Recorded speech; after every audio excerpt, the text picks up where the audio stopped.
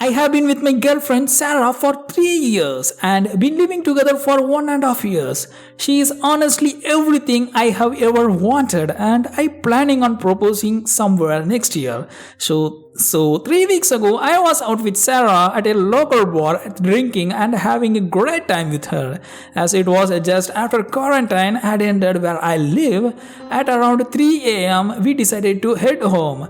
As we headed to the parking lot where we had parked, where we noticed a group of two girls and a guy who was clearly drunk trying to hit on them and get them to go to his house.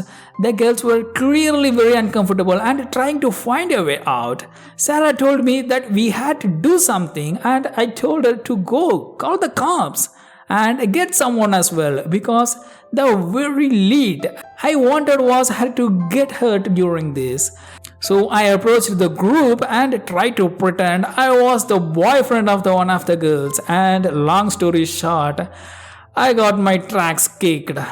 The guy was at least 6 feet 4 inches and 220 lbs, whereas I am 5 feet long and only 167 lbs. I'm fairly muscular myself, but there was no way I could have taken someone that big. I knew it from the start. At least from all the noise we had made, a lot of people rushed the scene, and the girls got away safe. I was rushed to the ER because the mother freaker had broken my ribs, which had punctured my right lung. Yay! After that incident, Sarah was grown a distant from me. Even though she visited and stayed with me at the hospital, she has not been the same since. And I thought she just needed time to move past this. However, 5 days ago, she told me that she is not the same person after what happened, and she doesn't know if she feels safe with me after I got beat up like that. Honestly, hearing that hurt me more than when I got my ribs broke. She has moved to her parents for the time being, and she told me that she needs time. Meanwhile, I had no one here to help me, so my brother left his 2 boys and wife to move in with me. I know I'm just venting at this point, but I don't want this to be over like that. The next update from this person is, until yesterday, it had been 14 days since my last contact with Sarah. My brother had left 4 days prior because I felt bad keeping him away from his family for so long. Plus, I could take care of myself to some extent. So around 2 p.m. while I was making lunch, I heard the doorbell ring. I go to open the door, and there she is, Sarah, with tears in her eyes, eye bags, frizzy hair, looking like a total mess. During the time we have been together, I have seen her in her ups and downs, but I had never seen her in such horrible state before. So I let her in. She sits on the couch. We have not still said a word, and we were both dumbfounded. I was so overwhelmed by emotions. I wanted to hug her, and I wanted to full on blast on her. I didn't even know what I wanted to do, so I did nothing and waited for her to talk. After 5 or 10 minutes of silence, she starts sobbing and saying she is sorry, and then full on crying.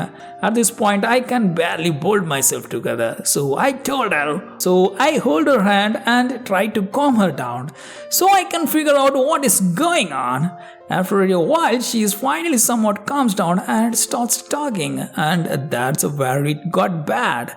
Something that I didn't include in the original post because it would not make sense to anyways, that Sarah's mother has been divorced and remarried once. From what Sarah has told me, her biological father cheated on her mother while she was still a kid. And that's why they broke up, and that's also why she doesn't have any kind of relationship with her father. It seemed odd when I was first learned about it, but I didn't question it. That is not the whole story though. Sarah's biological father didn't only cheat on her mother, he was a drug addict boss that also used to beat her up frequently. Without getting into a lot of graphic detail, in one instance, when Sarah's brother tried to intervene and protect her mother, he ended up getting beat up too. So when she saw me intervening and getting my tracks kicked in the war incident, it triggered some kind of PTSD in her head that she could not control. That's why she had grown distant and eventually left it all spiraled out of control and she could not handle it. In those 2 weeks we had been apart, she had barely eaten or slept and even made some really dark thoughts which I had rather not go into. She told me that she is a horrible girlfriend for leaving me alone in my condition and that she does not expect us to be together again after that, which I told her is not the case. So we have a very long road ahead of us. My number one priority right is getting her to see a therapist, which I suggested we can do together if she is scared to do alone. So yeah, that's where we are at. Some of you were right that there was some deeper issue behind what happened, but I could not have possibly known. I also wanted to take this opportunity to say something that I got messaged about a lot. I got a lot of comments and messages saying that I was a moron for what I did at that parking lot and that I should mind my own business next time and not play the hero, etc. First of all, I did not initiate the fight with the dude. As I said, when I got there, I tried to pretend I was the boyfriend of one of the girls in case. When that didn't work, I got between the girls and the dude trying to create some space between them, and that's when she started to push me and eventually started throwing punches. Secondly, no matter how hard I hit the gym, I would never be able to take that guy one-on-one. As I said, I'm pretty fit and I have been working out for several years, but the fella was a lot bigger than me. Unless I had a gun or something, which is not legal in my country, I was doomed.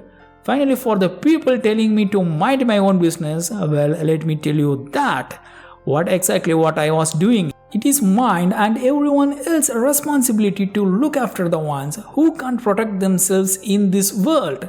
So, no, I do not consider myself a hero, nor did I do it for the show. I did it because in some other instance, one of those girls could have been my girlfriend, sister, mother needing help, and these girls were somebody else's girlfriend, sister, or mother. So if I was put in that situation 100 more times, I would act the same. And next update from this person is, I also talked to her about the proposal I wanted to make this year. I was planning on doing it as a surprise, but in the way the things turned out, I figured it would be better if she knows it first. We both agreed it should be delayed for now. And my opinion in these comments is, first of all, I want to commend the OP for his bravery and willingness to stand up for what is right. Even if it meant risking his own safety, it's unfortunate that he had to endure such a physical harm as a result. But his actions undoubtedly prevented a potentially dangerous situation from escalating further. As for the issue with his girlfriend, it's understandable that she may have been traumatized by the incident, especially given her past experiences with violence. However, it's not fair for her to blame the OP for getting beat up and whether she feels safe with him. He did what he thought was right in the moment, as it's not his fault that the other person was bigger and stronger. It's good to see that the girlfriend has reached out and apologized for her behavior. It's clear that she is struggling with her own issues and may need a professional help to overcome them. Encouraging her to see a therapist, whether together or separately, is a good step in the right direction. It's important for them to communicate openly and honestly with each other and to work through any trust issues that may have arisen as a result of this incident.